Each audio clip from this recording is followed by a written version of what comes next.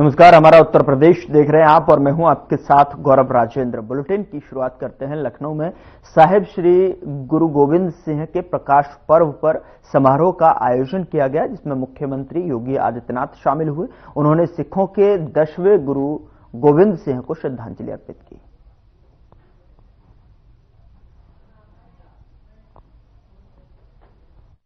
अभी 26 दिसंबर को और 27 दिसंबर को पूरे देश ने साहबजादा दिवस के साथ जुड़कर के गुरु गोविंद सिंह जी महाराज के चार साहबजादों के प्रति अपनी श्रद्धा को व्यक्त करते हुए उन्हें उनकी स्मृतियों को नमन किया। बाबा अजीत सिंह, बाबा जुझार सिंह, बाबा जोरावर सिंह और बाबा फतेह सिंह की शहादत के साथ ही माता गुजरी के प्रति श्रद्धा को व्यक्त करते हुए हम लोगों ने पूरे देश को देखा।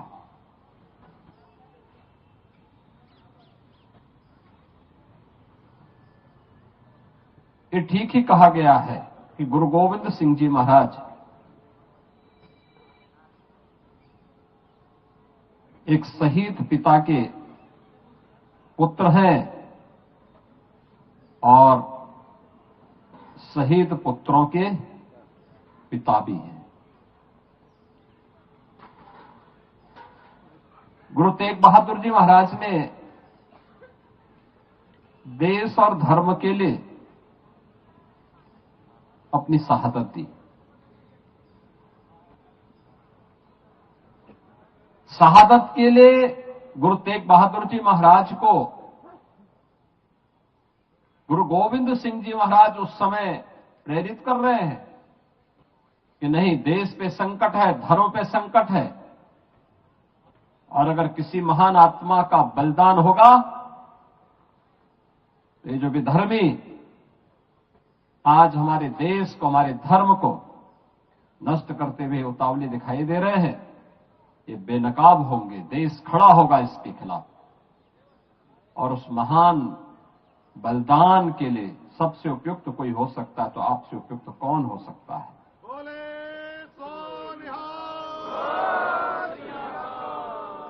और इसीलिए कहा गया है गुरु तेग बहादुर जी महाराज अपना शीश दिया, लेकिन भारत के शीश को बचा दिया। कश्मीर बच गया।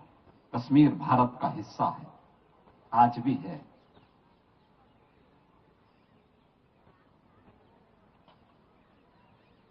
गुरु गोविंद सिंह जी महाराज के दो छोटे साहबजादों को,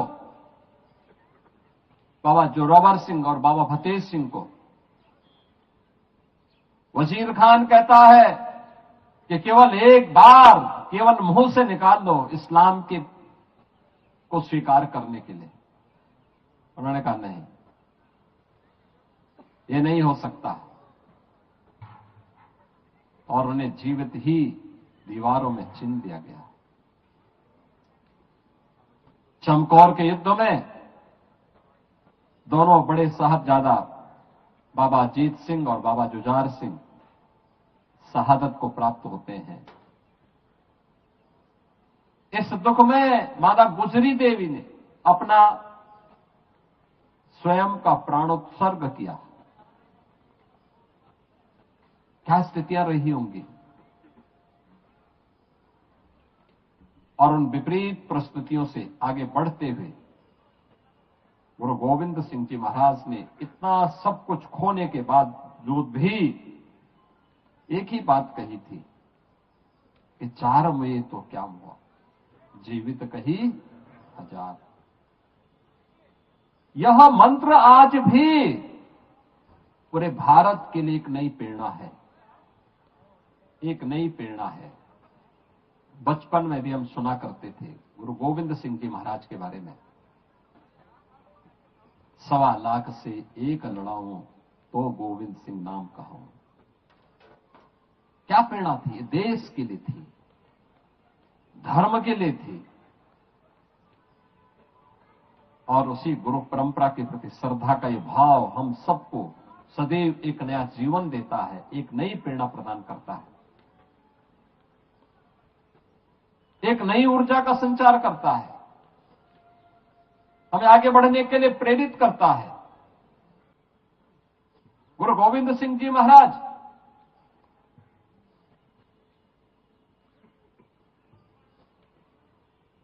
खालसा पंथ की स्थापना, जाति भेद को, छुआछूत की भावना को सर्वथा समाप्त करने के उद्देश्य से उन्होंने की। इस देश और धर्म को बचाने के लिए की थी। सकल जगत में खालसा पंथ गाजे, जगे धर्म हिंदू सकल भंड भाजे का उद्घोष करके उस समय की विधर्मी ताकतों को उन्होंने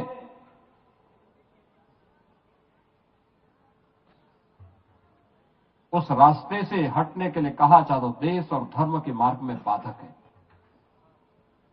और इसीलिए हम लोग आज भी कहते हैं, बार बार इस बात को कहते हैं, याद करना सिख गुरुओं ने जो परंपरा डाली, गुरु नानक देव जी से लेकर के गुरु अर्जुन देव जी से लेकर के गुरु तेग बहादुर जी महाराज और गुरु गोविंद सिंह जी महाराज तक सिख गुरुओं का ये गौरवशाली इतिहास एक नई प्रेरणा प्रदान कर रहा है हम सबको, एक नई प्रेरणा प्रदान कर रहा है। गुरु गोविंद सिंह जी महाराज के कभी विचित्र नाटक को एक बार अध्ययन तो करो, पता लगेगा कैसा दिव्य महापुरुष था, जो अपने पूर्व जन्मों के बारे में भी अवगत करा रहा है, उन सभी स्थितियों के बारे में हम सबको अवगत करा रहा है जिनको देख करके रोंगटे खड़े होते हैं। आज भी हम लोग बड़ी श्रद्धा के साथ उन भावों को देखते हैं, समझते हैं, और ये हमारा दायित्व बनता है एक लंबी यात्रा के लिए उससे हम प्रेरणा प्रदान करें। आज का ये प्रकाश पर्व उसी प्रेरणा का एक दिवस है, जब हमें सिख गुरुओं के त्याग से, उनके बलिदान से, उनके कृतित्व से एक नई प्रेरणा प्राप्त होती है। और ये तो लखनऊ का सौभाग्य है। गुरु तेग बहादुर जी महाराज गुरु गोविंद सिंह जी के साथ उनके बचपन में, बाल्यकाल में उन्हें लेकर के सीध लखनऊ के याह्यागंज गुरुद्वारे में रुके थे। कितने ऐतिहासिक परंपरा आपके पास है, हमारे पास है। उस ऐतिहासिक परंपरा का संरक्षण करना, उसे सुरक्षित रखना, उसे आगे बढ़ा करके आने वाली पीढ़ी को उस इतिहास से अवगत कराना हम सबका दायित्व बनता है। आज के इस अवसर पर यह वर्ष हमारे लिए महत्वपूर्ण वर्ष है, क्योंकि गुरु तेग बहादुर जी महाराज का 350वां शहीदी पर्व के साथ जुड़ने का अवसर हम सबको प्राप्त होगा। उन आयोजनों को बड़े पैमाने पर किए जाने की आवश्यकता है। बड़े पैमाने पर उन कार्यक्रमों को आगे बढ़, जैसे गुरु नानक देव जी महाराज के 550वें प्रकाश पर्व को बड़े पैमाने पर, बड़े उत्साह के साथ आयोजित किया गया था। इन आयोजनों को हम उसी रूप में आगे बढ़ाने का काम कर पाएंगे तो आने वाली पीढ़ी पर एक बड़ा उपकार होगा। लोगों को इतिहास के बारे में जानकारी मिलेगी, खालसा पंथ के बारे में, सिख गुरुओं के त्याग और बलिदान के बारे में एक नई प्रेरणा प्राप्त होगी। आज के इस अवसर पर मैं एक बार फिर से पूरे प्रदेशवासियों को, आप सभी लखनऊ वासियों को 10वें पिता की इस पावन प्रकाश पर्व की हृदय से बधाई देता हूं और विश्वास व्यक्त करता हूं वे सिख गुरुओं का ये बलिदान, उनकी ये प्रेरणा देश और समाज के लिए उपयोगी बनाने में हम सब अपना योगदान दे पाएंगे। आप सबके प्रति मेरी मंगलमय शुभकामनाएं हैं। बोले सो निहाल।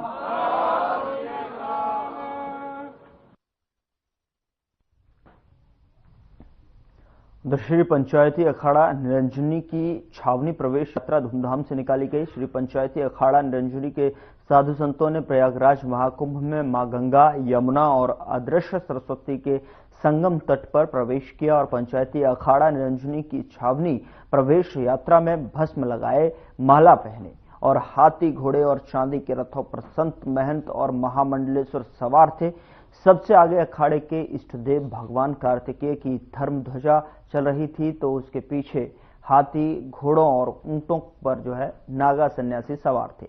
उनके पीछे महामंडलेश्वरों के रथ चल रहे थे। पूरे रास्ते प्रयागराज वासियों ने संतों पर पुष्प वर्षा कर उनका भव्य स्वागत किया। श्री दधेश्वरनाथ मंदिर के पीठाधीश्वर जूना अखाड़ा के अंतर्राष्ट्रीय प्रवक्ता महंत नारायण गिरी महाराज ने बताया कि छावनी प्रवेश यात्रा में अखिल भारतीय अखाड़ा परिषद के अध्यक्ष और निरंजनी अखाड़ा के सचिव रविंद्रपुरी महाराज, निरंजनी अखाड़े के आचार्य महामंडलेश्वर स्वामी कैलाशानंद गिरी महाराज और पूर्व केंद्रीय मंत्री साध्वी निरंजन ज्योति, बाघंबरी गद्दी और लेटे हनुमान महंत बलबीर गिरी महाराज शामिल थे।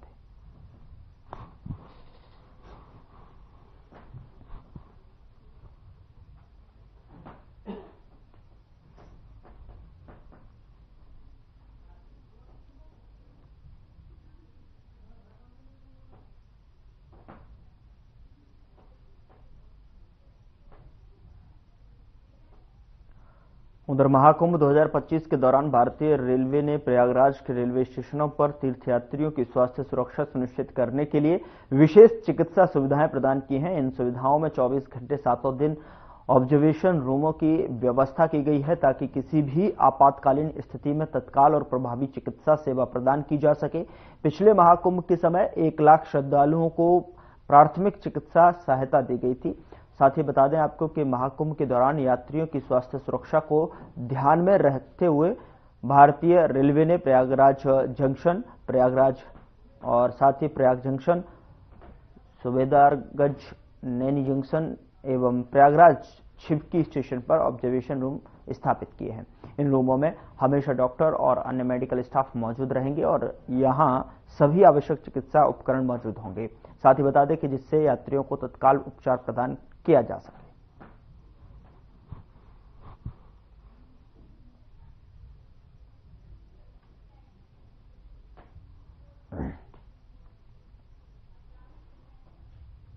पीएम नरेंद्र मोदी ने रविवार को साहिबाबाद और न्यू अशोकनगर के बीच दिल्ली मेरठ नमो भारत कॉरिडोर के 13 किलोमीटर लंबे अतिरिक्त खंड का उद्घाटन किया और इसके बाद पीएम ने क्यूआर कोड स्कैन कर ट्रेन का टिकट लेकर सफर भी किया।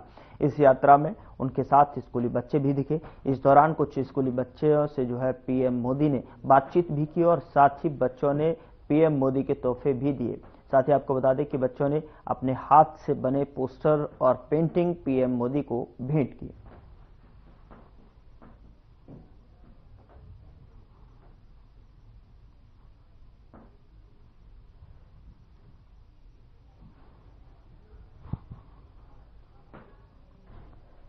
उधर लखनऊ में जनजातीय युवा आदान प्रदान कार्यक्रम 2025 के तहत युवाओं से संवाद कार्यक्रम का आयोजन किया गया, जिसमें सीएम योगी आदित्यनाथ ने युवाओं के साथ संवाद किया। आज के प्रति, अपनी संस्कृति के प्रति और याद रखना जीवन में आगे बढ़ने का और स्वयं के उज्जवल भविष्य के लिए और आने वाली पीढ़ी के उज्जवल भविष्य के लिए हमारे सामने एक ही मंत्र होना चाहिए और वह है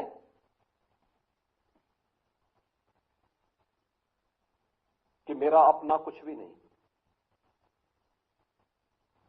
मेरा देश सुरक्षित है तो हम सब सुरक्षित हैं।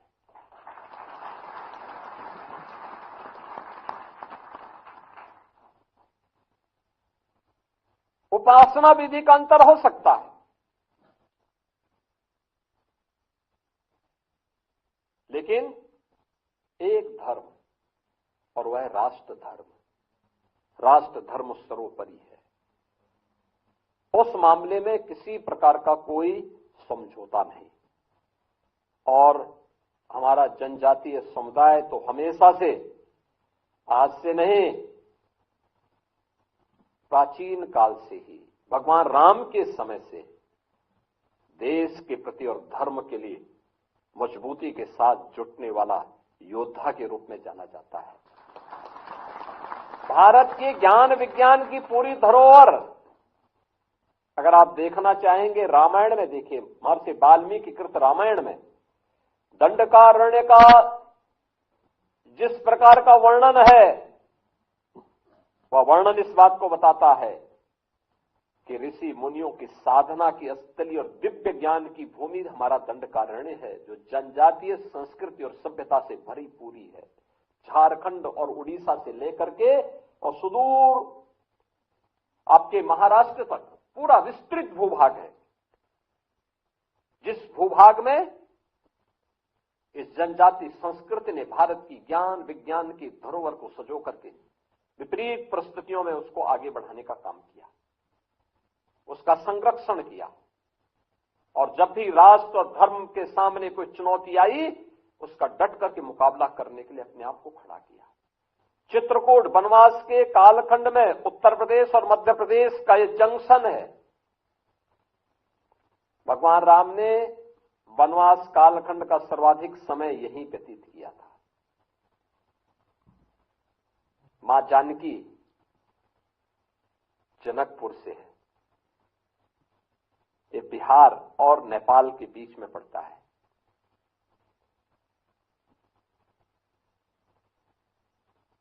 छत्तीसगढ़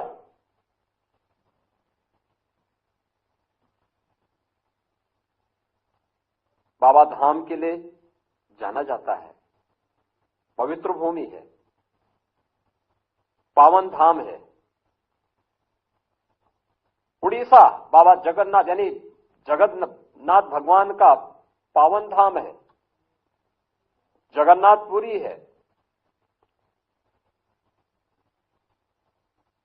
तो ये सभी एक दूसरे के साथ जोड़ करके उन कार्यक्रमों को हम आगे लेकर के चलते हैं। अपनी परंपरा के प्रति, अपनी संस्कृति के प्रति गौरव की अनुभूति होना, श्रद्धा और सम्मान का भाव होना और अपने देश के प्रति पूरी ईमानदारी के साथ निष्ठा का भाव होना, यही हमें आगे बढ़ने के लिए एक नई प्रेरणा प्रदान करता है। और यह उत्तर प्रदेश के अंदर आप लोगों का एक प्रशिक्षण अत्यंत महत्वपूर्ण है। इसलिए भी महत्वपूर्ण है कि आपको नजदीक से उत्तर प्रदेश की विकास यात्रा को देखने का अवसर प्राप्त हो रहा होगा। 25 करोड़ की आबादी है, लेकिन कहीं कोई अव्यवस्था नहीं। महाकुंभ के आयोजन में 40 करोड़ लोग आएंगे। सब कुछ काम अपने आप ऑटो मोड पर चलता हुआ दिखाई दे रहा है, क्योंकि लोग स्वतःस्फूर्त भाव के साथ उस कार्यक्रम के साथ जुड़ रहे हैं।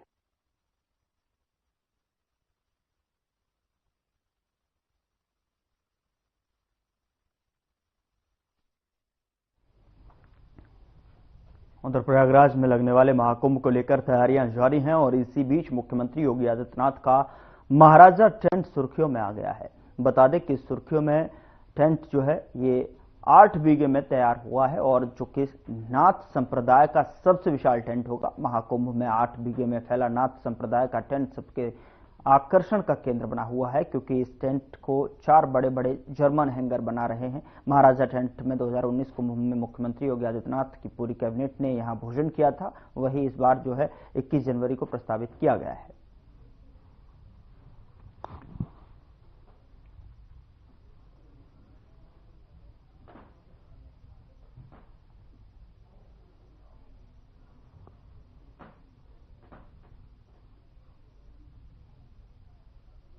महाकुंभ को लेकर तैयारियां जारी हैं और ऐसे में जो है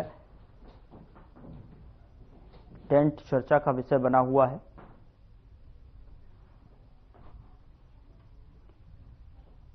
उधर प्रयागराज में सर्द हवाओं के साथ साथ कोहरे का डबल अटैक दिखाई पड़ रहा है। कुंभ क्षेत्र में विजिबिलिटी बहुत कम हो गई है। बता दें कि 21 जनवरी को योगी सरकार की कैबिनेट बैठक प्रयागराज में आयोजित की जाएगी और बैठक संगम क्षेत्र के मेला प्राधिकरण सभागार में सीएम योगी आदित्यनाथ की अध्यक्षता में होगी। इसके बाद सीएम समेत पूरी कैबिनेट संगम में आस्था की डुबकी लगाएगी। बता दें कि महाकुंभ 2025 की सुरक्षा तैयारियों की समीक्षा के लिए सीएम योगी ने डीजीपी प्रशांत कुमार को प्रयागराज भेजा है। डीजीपी महाकुंभ क्षेत्र का दौरा कर सुरक्षा तैनाती की जांच करेंगे और इंटेलिजेंस इनपुट्स के मद्देनजर सुरक्षा व्यवस्थाओं को पुख्ता करेंगे। साथ ही आपको बता दें कि मेला क्षेत्र में पुलिस बल सीसीटीवी निगरानी और अन्य व्यवस्था का आकलन करेंगे।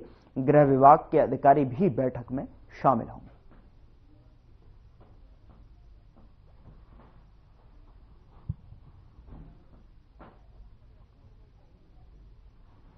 मेला क्षेत्र में विजिबिलिटी कम होने के चलते और 21 जनवरी को यहां कैबिनेट की बैठक होगी, जिसकी अध्यक्षता खुद जो है सीएम योगी आदित्यनाथ करेंगे और साथ ही साथ डीजीपी प्रशांत कुमार को जो है मेला प्राधिकरण में भेजा गया है और वहां की सुरक्षा व्यवस्था को पुख्ते तरीके से इंटेलिजेंस इनपुट के आधार पर दुरुस्त करेंगे। उधर उत्तर प्रदेश के मुख्यमंत्री योगी आदित्यनाथ ने पूर्व मुख्यमंत्री स्वर्गीय कल्याण सिंह की जयंती पर पुष्पांजलि अर्पित की और उन्हें याद किया। बता दें कि यूपी की राजनीति में कल्याण सिंह का बेहद खास योगदान रहा। उनका जन्म 5 जनवरी 1932 में अलीगढ़ में हुआ था और आज उनकी 93वीं जयंती है। इस मौके पर योगी आदित्यनाथ पुष्पांजलि कार्यक्रम में सम्मिलित हुए और मंच से क्या कुछ कहा, आप भी सुनिए। और सुशासन का यह मंत्र ही नए भारत के निर्माण में उत्तर प्रदेश की भूमिका को रेखांकित कर पाएगा। आज सरदेव बाबूजी हमारे बीच नहीं, लेकिन उनकी विरासत यही होती है कि कभी जिस बेसिक शिक्षा स्कूल के छात्र के रूप में उन्होंने पढ़ा होगा, जिस बेसिक शिक्षा परिषद के स्कूल में एक अध्यापक के रूप में अपने अपने कार्यक्रम को आगे बढ़ाया होगा, आज उनका ग्रैंडसन उस विभाग के मंत्री के रूप में शिक्षा को एक नई दिशा दे रहा है। यह है पूर्वजों की तपस्या, यही है साधना का फल। वह फलीभूत होगा अगर सही मन से और सही दिशा में उसके द्वारा प्रयास किए गए हैं तो उसके परिणाम अवश्य आएंगे। और आज वह सब दृश्य देख करके हम लोगों को भी प्रसन्नता की अनुभूति होती है। मैं आज के इस अवसर पर एक बार फिर से सरदेव बाबूजी की पावन जयंती के अवसर पर उनकी स्मृतियों को नमन करता हूं और विश्वास व्यक्त करता हूं कि उनके सपनों का उत्तर प्रदेश की 25 करोड़ जनता के जीवन में सुरक्षा और खुशहाली ला करके ही आगे बढ़ाया जा सकता है। आज के इस अवसर पर मैं आयोजकों को इस कार्यक्रम के लिए हृदय से धन्यवाद देता हूं और विश्वास व्यक्त करता हूं कि सरदेव बाबूजी की स्मृति को इसी रूप में, जैसे लखनऊ में प्रदेश सरकार ने अत्याधुनिक कैंसर इंस्टीट्यूट का नाम सरदेव बाबूजी के नाम पर रखा है, बुलंदशहर के मेडिकल कॉलेज का नामकरण भी उनके नाम पर ही रखा गया है। ये जीवंतता आगे बनी रहनी चाहिए। इस विश्वास के साथ मैं उनके प्रति विनम्र श्रद्धांजलि अर्पित करता हूं। धन्यवाद। जय हिंद।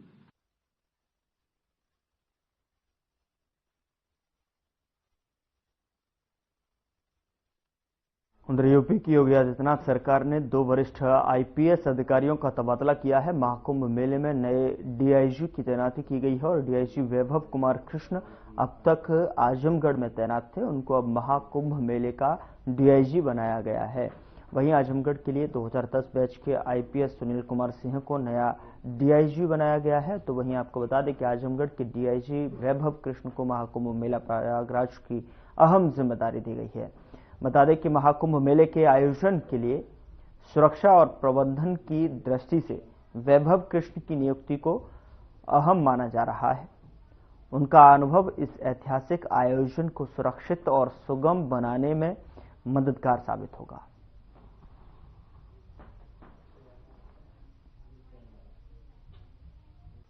बुलेटिन में मेरे साथ इतना ही, पर अब वक्त हो चला है डॉक्टर राकेश गुप्ता के साथ हमारे खास कार्यक्रम प्लस माइनस का।